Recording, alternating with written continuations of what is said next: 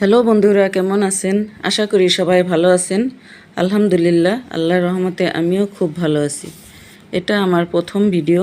আশা করি আপনারা আমাকে সাপোর্ট করবেন। আশা রইল চ্যানেলটা সাবস্ক্রাইব করে পাশে থাকবেন।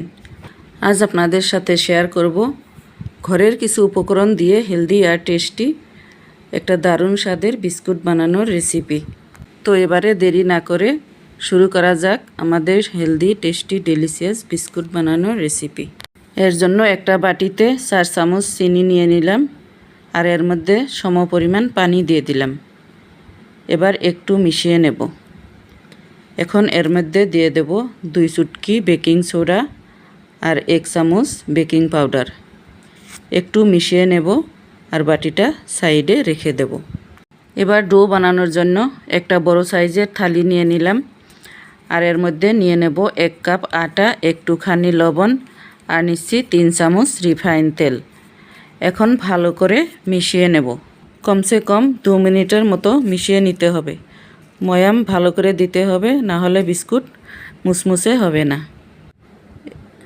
একটু আটা নিয়ে দেখবেন মুঠি হচ্ছে কিনা। যদি মুঠি হয়, ভেঙে না যায় মুঠিটা, তখন বুঝবেন ময়াম ঠিক হচ্ছে। এর মধ্যে দিয়ে দিলাম এলাচ গুঁড়ো আর সাদা তিল। এতে করে বিস্কুটটা খেতে দারুণ হবে।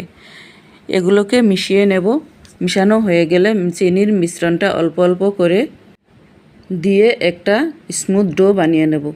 একসাথে সারা পানি দেওয়া যাবে না। প্রথমে আধাখানি দিয়ে মাখিয়ে নেব, বাকি মিশ্রণটা আবার দিয়ে দেব আর মথে নেব। ভিডিওটা ভালো লাগলে অবশ্যই একটা লাইক করে চ্যানেলটা সাবস্ক্রাইব করে দেবেন, এটা আমার আশা রইল। এই দেখুন আমাদের ডোটা হয়ে গেল, একদম স্মুথ ডো হয়ে গেছে। এখন এটা একটা বাটি দিয়ে ঢেকে রেস্টের জন্য রেখে দেব। কড়াইতে একটা স্ট্যান্ড বসিয়ে ঢাকনা দিয়ে ঢেকে রেখে দিলাম প্রিহিট হওয়ার জন্য, ফ্লেম মিডিয়াম টু লোতে করে। এবারে ডোটা একটু মথে লম্বা করে শেপ দিয়ে নিলাম। এবার একটু করে ডো নিয়ে স্মুথ বল বানিয়ে নেব। আর একটা প্লেটে কিছু সাদা তিল নিয়ে নিলাম।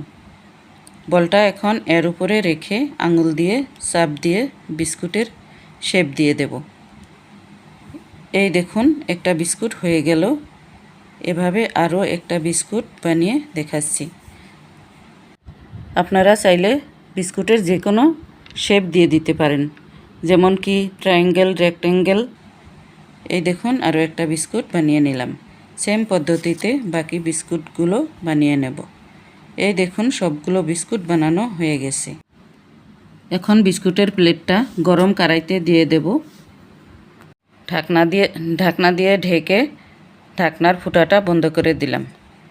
20 মিনিট পরে দেখুন বিস্কুটগুলো দারুণ ফুলে গেছে। এখন বিস্কুটের উপরে তেল ব্রাশ করে দেব, এতে করে বিস্কুটের কালার খুব সুন্দর হবে। ঢাকনা দিয়ে ঢেকে আরও 10 মিনিট বেক করে নেব। 10 মিনিট পর আমাদের দারুণ স্বাদের বিস্কুট তৈরি হয়ে গেল।